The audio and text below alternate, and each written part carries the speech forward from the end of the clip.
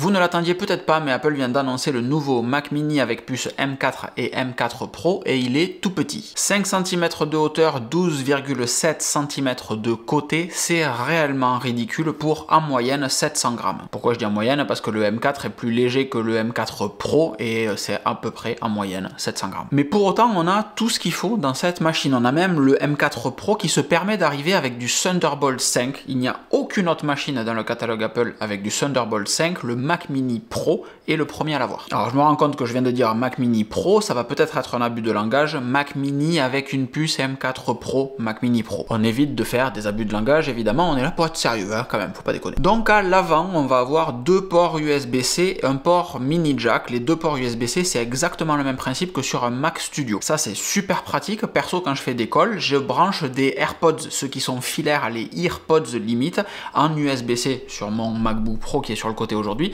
Donc d'avoir ça en façade, c'est nettement plus pratique. Ça peut être cool aussi pour brancher temporairement un adaptateur de carte ou un truc comme ça. Ça, très fan, je l'attendais. Et à l'arrière, on va donc avoir le port d'alimentation, un port Ethernet, un port HDMI, 3 ports Thunderbolt. Le port HDMI est capable de faire sortir du 8K à 60 Hz ou du 4K à 240 Hz via du Thunderbolt ou de l'HDMI, hein, ça marche pour les deux. Et là, je suis désolé, mais j'ai pas bossé mes standards HDMI depuis un petit moment, j'ai aucune idée de ce à quoi ça correspond. De l'HDMI 2.1 peut-être, un truc comme ça? Au minimum, vous me le direz dans les commentaires. Et si vous avez une puce M4 qui, elle, aura du Thunderbolt 4 à l'arrière, vous aurez la possibilité d'avoir deux écrans en 6K 60 Hz via Thunderbolt et un écran 5K 60 Hz en HDMI. Si par contre vous avez un M4 Pro, là vous aurez la possibilité d'avoir trois écrans en 6K 60 Hz via Thunderbolt ou HDMI. Il y a un petit peu plus de patates. Mais vous pouvez monter au maximum sur une configuration à deux écrans, c'est là que vous aurez le plus de pixels je crois, avec 6K 60 Hz et 8K 60 Hz. Bon voilà, c'est le moment qui font un petit peu mal à la tête, même pour moi c'est chiant de vous le partager, donc j'imagine que chez vous, beaucoup de pixels, ouais, beaucoup de pixels. Là où c'est fun, c'est que la configuration de base de ces machines maintenant c'est du 16 Go de mémoire unifiée. C'est pareil pour l'iMac qui a été annoncé hier, sur lequel j'ai pas fait de vidéo parce que tout le monde s'en fiche. L'iMac et les puces M4 desktop arrivent maintenant avec 16 Go de mémoire unifiée en standard. De là à dire qu'on avait parfaitement raison de vous recommander de ne surtout pas acheter une machine avec 8 Go de mémoire unifiée, il n'y a qu'un pas que je ne franchirai pas. Donc sur la M4 tout court, vous arrivez avec du 16, du 24 ou du 32 Go, et sur la M4 Pro, vous arrivez avec du 24, du 48 ou du 64 Go. C'est très stylé en termes d'étalement de mémoire unifiée proposé. Et après en stockage, on commence à du 256 Go pour le plus petit Mac mini. Ça fait vraiment très rikiki à 256 Go, mais on peut monter jusqu'à 8 Tera sur la puce M4 Pro.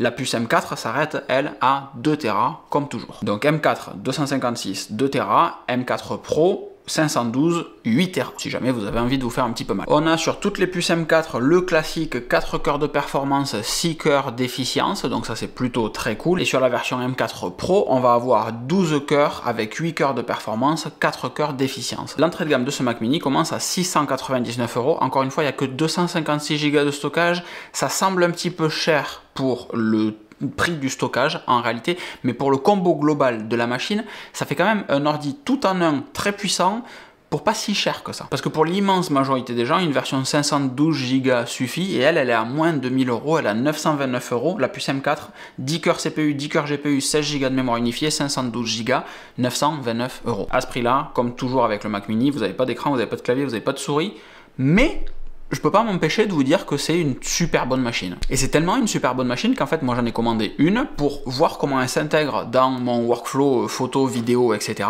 Et pour vous faire une review aussi là-dessus, parce que je me pose réellement la question de savoir à quel point ça peut être confortable et intéressant d'avoir un Mac mini qui consomme très peu mais qui est aussi puissant, caché sous mon petit studio display, et je suis persuadé que ça peut correspondre à un usage pro avancé, même si c'est juste une puce M4 Pro et pas une Max alors que je viens d'une M1 Max. Les joueurs seront évidemment contents de savoir qu'il y a du ray tracing à accélération matérielle, c'est un truc que je n'utilise absolument pas, mais Pour certaines personnes, c'est vraiment important, donc je le dis. La dernière fois, je l'avais pas dit, maintenant je le dis. Évidemment, la montée en version sur cette puce Apple M4, elle est aussi là pour permettre à l'utilisation d'Apple Intelligence. J'ai fait un article ce matin sur locan.fr que je vous encourage à aller lire. Je vous mets le lien dans la description de la vidéo, mais réellement, on a enfin une date pour Apple Intelligence. Ça sera avril 2025 pour avoir tout, donc vraisemblablement avec les versions .4, iOS 18.4, macOS 15.4, etc. Mais pour autant, on a déjà Apple Intelligence sur Mac, sous réserve qu'on ait Siri en anglais US, le Mac en anglais US, et c'est un petit peu limité. Mais cette nouvelle version a un réseau neuronal qui est beaucoup plus rapide avec la puce M4. C'est aussi pour ça, je pense qu'Apple s'est pas trop embêté à sortir une version M3 de la plupart des machines,